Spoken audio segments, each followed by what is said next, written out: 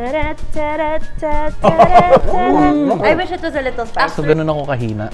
Pwede ka na mag-asawa. Ay! Comment down below. Ang hirap naman ng mga titi ko. Pinakain mo na nga. Sila mo yung galit. What is up, guys? My name is Seth. Hey, it's Nika. My name is Sam. Hi, I'm Ina. Hi, I'm Chit. Hey, it's Martin. And this is How I Cook Tofu. So today we are gonna make buffalo tofu. So it's a take on buffalo wings, the American style. So for today, gagamitin natin is firm tofu and silky tofu. Difference is all on the texture. So for the main buffalo component, we are gonna use this. So kanina, what I did, ginagyan ko siya ng towel and something heavy. So you do this for about an hour or 2 hours before cooking para ma-drain yung excess water niya. Dripping. Yun. So we're gonna portion out the tofu.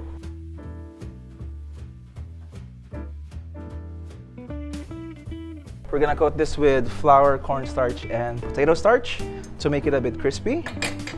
So we're gonna set this aside, let the flour rehydrate. This is the tofu emulsion. Silky tofu or silken tofu. Ang ganda ng texture niya, para siyang mayonnaise talaga. So whenever I'm making dressings, hinahanap ko yung madaming umami.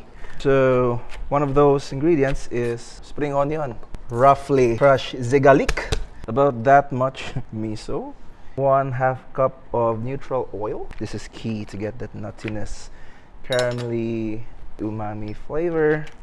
We're gonna put half a block of butter. Gentle simmer. While this is cooking, we are gonna make our buffalo sauce. Butter, any hot sauce. Oh, also, taste your hot sauce, so you know how much sugar to put in. Pero when you are cooking for Filipino, you should put lots of sugar. Kasi yun yung nagbibigay nostalgia sa mga palate ng Filipinos talaga. Buffalo sauce in. Some people, inuuna yung butter, inuuna yung hot sauce, but really, you can just put all of them together. You don't need to complicate it, you know? And do what works best for you. If ganitong stage na, you can turn it off. Yung residual heat is gonna melt the whole butter. Ito lang talaga yung time consuming dito eh. Because we are eyeing for like good caramelization. So, when you get to this stage, yung ganitong color, then it is time to strain this. So we're gonna use this to blend with the silken tofu, and then we are gonna adjust the mouthfeel and consistency with the butter and oil. So, you get your coriander, stems and leaves go in. Oh my god. Yep. This is gonna be the base of the overall sauce. Diba? Just gonna blend this. Let it rip. Alright, stop. Alright, taste this. I think this needs more seasoning. Yeah, needs a lot of seasoning. Wait. We're gonna go in with our MSG, sugar, and salt. Gonna take some of that butter. See it again. Alright, stop. We should be good. Alright. And we are ready to fry. While that is frying, an underrated way to enjoy buffalo tofu or chicken talaga is with tortilla wraps. Just gonna toast this with our trusty blowtorch. Why not? So it has like a charred flavor to it. Alright, this has been frying in low to medium temp. Ito yung color na hinahanap ko talaga. Okay, so that one's done.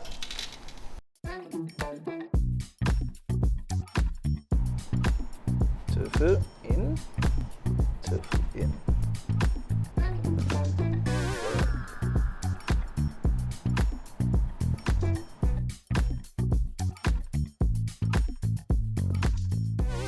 Alright, so let us call in the titis. Chef Martin and Nika. Who will win the pressure test of this competition? Lechils. Itadaki ako with chills. Itadaki chills.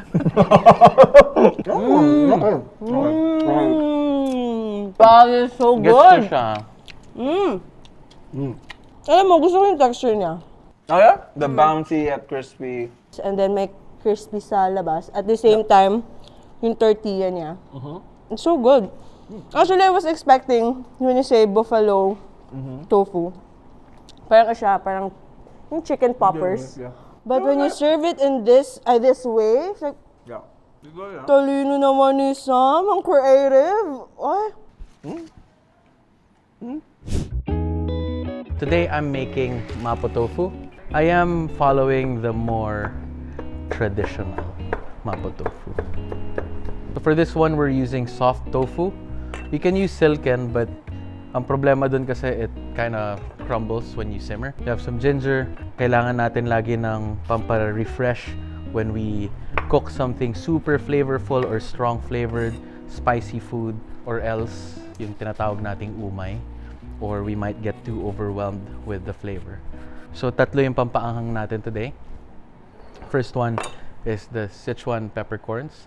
Ito yung sinasabi ko na thankfully it's more available in the Philippines. Ito rin, dried chilies, also one of the things that you don't see usually, pero since sumikat yung Chinese food, birria, stuff like that, unti-unti na natin siyang nakikita everywhere. So itong dish na to, obviously, it's kind of spicy, but it's not gonna be too terrible, and it's pretty cool, the feeling that you get from Sichuan peppers. Mali ako, hindi pala tatlo. Apat yung magiging spice natin for this dish. It's called dobanjan. It's a spicy bean paste that you can use in sautés, stir fries, and even stews. We'll cook it in a two-part process. First, we'll fry off our chilies. So low heat, hot oil, hot pan, fresh chilies first, followed by our Sichuan peppers. Quick frying until aromatic. We don't want to burn anything. And we'll set this aside. Okay, garlic, ginger. Quick saute. Then we add the pork. You can use beef, chicken, pero tayo pork. If you want to do vegetarian, you can go full on green beans and tokwa. Whoa! So the pork has changed in color. Been sauteing it for a minute. Next, I'll add my chicken stock. And then the dobanjan. Oh yeah. And then I'll add back my chilies. We'll just cook this down. And then we'll add our slurry. So this is a tablespoon of cornstarch in 1/4 cup of water. Then our silken tofu. But you have to be very gentle when you mix it. Finishing tats. Just a bit of sugar. Some sesame oil. Swirl it. Swirl it. There you go.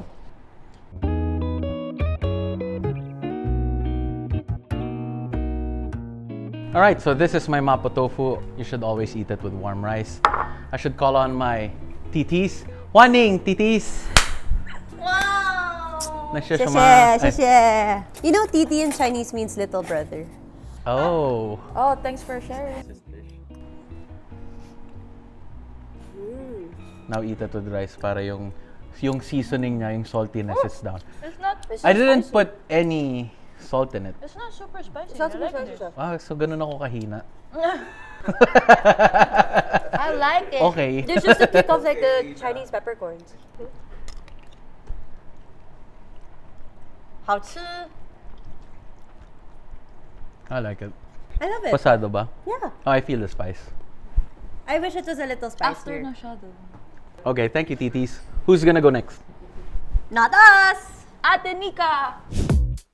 So, ang gagawin natin ngayon ay Tokwa't Baboy.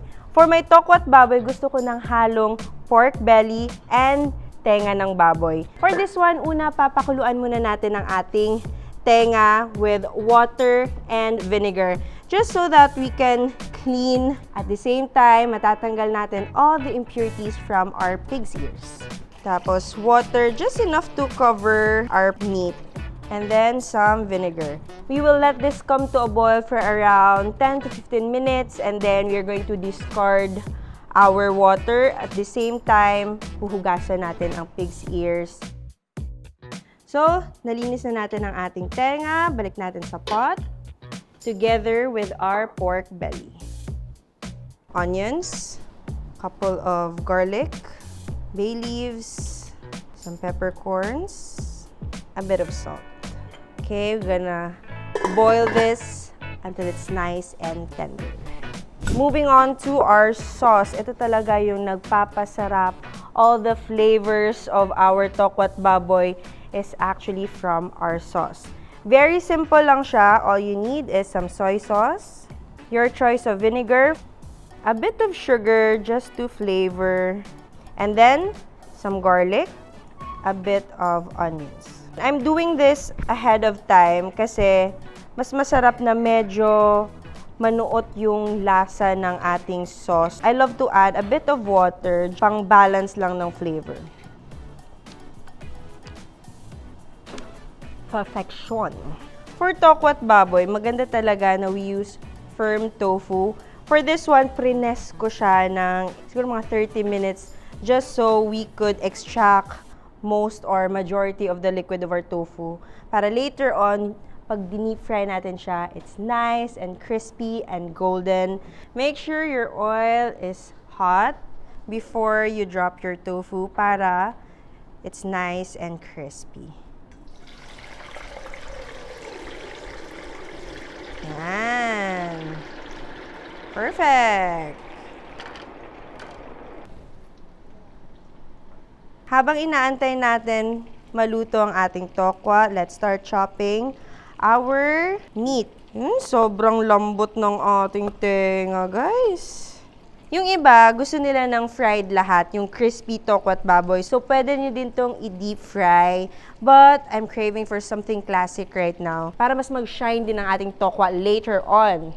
For our pork belly naman, closer yung strips niya sa laki nung tenga kanina. Let's check on our tokwa. Ay! Nice and golden, guys. Look at it. Wow! Perfect! Time to assemble into a big bowl. Lagay lang natin ang ating crispy tofu.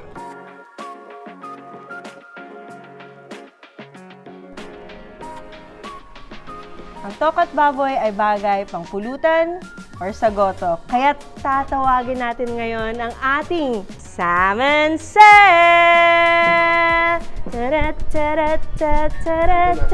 Okay. Isang galing to. Meron ka na. Galing to. Yes. Para sa inyo talaga yan. Oh, shit. Kasi sa Marikina, bagay kasi ang tokwa sa Okay. goto. Okay. Charles. Cheers! Charles. Ito, sabayan mo na ito. Hayop ka ito. I haven't tried this talaga, ha? You know what? I like that you didn't fry the pork. It's not just one texture, and you know what you're eating. Because when you're frying the pork and you're frying the tofu, or the tokwa, everything's crunchy. Here you know what you're getting in each bite. So you get a little texture from the pork. At the same time, you're getting that crunch and that softness from the tokwa. I think it's a good one. Okay, next! I'm taking the classic Kangkong at Tokwa up a notch with the tangy sweet soy calamansi sauce. Really simple everyday ingredients but comes off really fancy. I'm gonna be using firm tofu for this recipe because I'm gonna be deep frying my tofu. And as you can see, I patted it down with something heavy so that the water excretes and hindi sumabog yung oil natin mamaya when we deep fry it. I'm just gonna chop it up, not too small, not too big. Now we're gonna assemble our cornstarch. Season it with salt and pepper. I rather use cornstarch than all-purpose flour kasi it tends to be crispier when we fry it. I'll toss in my tofu. I have my oil heating up in the side. Now our oil is hot enough for our tofu. Drown those tofu in. While our tofu is cooking, I'll be doing the reduction. So it's a soy calamansi reduction. I'll be adding soy sauce, calamansi, brown sugar. We'll just wait for it to reduce a bit, about 2 to 3 minutes. This will be our glaze later for the tofu. Now it's coming to a boil. It's time to add our cornstarch to thicken our sauce up. Just a little bit muna. Ay, ang bilis niya mag-thicken up. And that is done. We have to set it aside and cook our kangkong. We have here our pan. I'm gonna quickly stir fry my kangkong. Whee! I love kangkong. It's one of my favorite veggies out there. Let's wait for it to wilt a bit. So I'd like to season it with a little bit of salt. And that is done. Our tofu is ready. Let's take it out of the pan. Ooh, looks crispy. So it's time to plate. Plate it however you like it. And this is my version of Kangkong and Tokwa. Now, it's time to call on our taste testers. Come on in! Uy! Tara! Kangkong at Tokwa with soy calamansi reduction. Ah, another fancy tofu dish. Okay.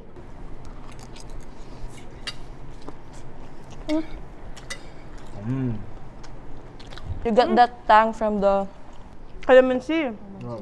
Texture-wise is very interesting too. So you get the crunch, the outer layer and tofu, the bounciness sa loob, and the freshness from the kangkong itself.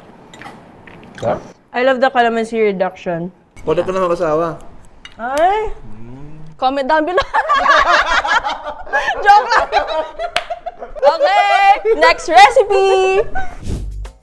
Today's recipe, we are making Sundubu-jjigae. I am not Chinese for today, Korean ang ating dish. And Sundubu actually means soft tofu. And I do enjoy eating this when I go to Korean restaurants. So fun fact, I actually read online that Koreans love to eat this when it's also cold. But they specifically like to eat it for breakfast because it's basically complete in the food pyramid. But I also believe it's something you can enjoy any time of the day. We will start first by pouring some sesame oil, garlic. Next, we put in the white part of our leeks. You can use spring onions, but today I have leeks. So what I love about Sundubu-jjigae, it is a one-pot wonder, so it's not hard to make at all. Before the garlic starts to burn, we're going to add in the gochujang. This is Korean chili flakes. Next, we put in our oyster sauce for that sweetness and our soy sauce. Next, we are going to add our kimchi. Now, I know not all Sundubu-jjigaes have kimchi, but I think it's a good variation to add some in. And to balance the heat, we are going to put some brown sugar. Once everything is incorporated, we're gonna put some of that reserved kimchi juice. So if you don't have kimchi juice, you can just replace it with water. But I decided to save some para we also get the extra taste of kimchi. And we'll add some water as well. And let's season this with some salt. So for Koreans, they like to put whatever is readily available. In our case, shrimp. Now we will add some green onions, just a little bit. We will also add our enokis. So, hindi natin kakalimutan ang ating star of the show here is our soft tofu. Kasi nga, ano ba naman yung sundubu kapag wala siyang tofu? Beep, beep. Yeah, yabang. Chef.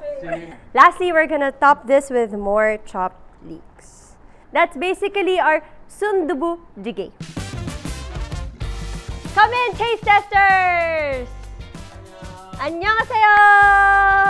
Wow. This is, repeat after me.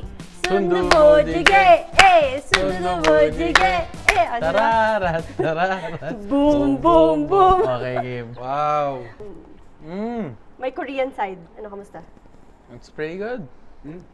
Well, Mas masarap sana kung may noodles or may kanin. ang hirap naman ng mga titi ko. Pinakain mo na nga. Sila mo yung galit. Have you done yours? I'm about to. What's yours, Seth?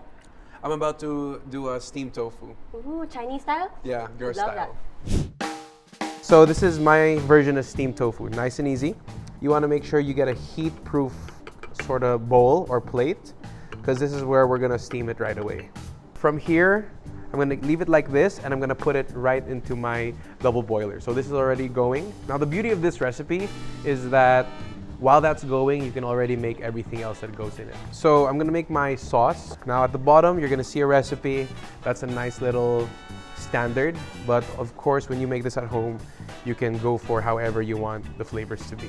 I like it sweet and sour. So I'm going to go for a lot of dark soy sauce, deeper flavor. Some vinegar in. So I want to add my aromatics after I've gotten the flavor that I want for the whole sauce. That way, when you taste it, it doesn't mask anything.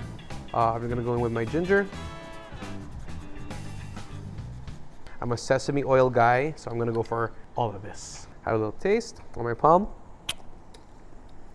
Yeah, that's where I want it. I'm gonna check on my tofu real quick. Trish stole all the silken tofu, so I'm using soft. At home, you should definitely use silken. I think it's the best for steamed tofu.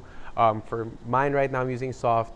It doesn't really matter. Again, it's more of preference at this point. Silken tofu has less bubbles, less clumps. It's more smooth. But either way works. My last element are these chives that I've got. For this, I'm not really gonna mince it. What I wanna do is give it more bite. So since you're steaming already a soft ingredient, you wanna add more texture to the dish. So I'm gonna kill the heat. That should be pretty good. Get it back. That's your steamed tofu. It's nice and jelly-like. From there, we can start plating from reference.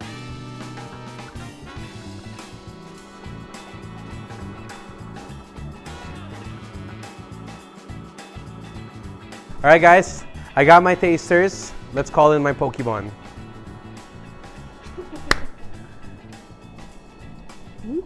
Yeah? Yeah. Perfect. Really good. Yeah. I like the crunch on top. What's this? The red. That is chili garlic, some peanuts. And I love how it's not fried. I feel like steamed tofu doesn't get enough love here in the Philippines, That's true. right? You know what I loved about what we made today is that we showcased not just 6 different ways to cook it, but also in different cuisines. Like we've made Korean, we've made Chinese, we've made Taiwanese, and also Filipino food. Yeah. So which one was your favorite, guys? I really like yours. I love Korean food.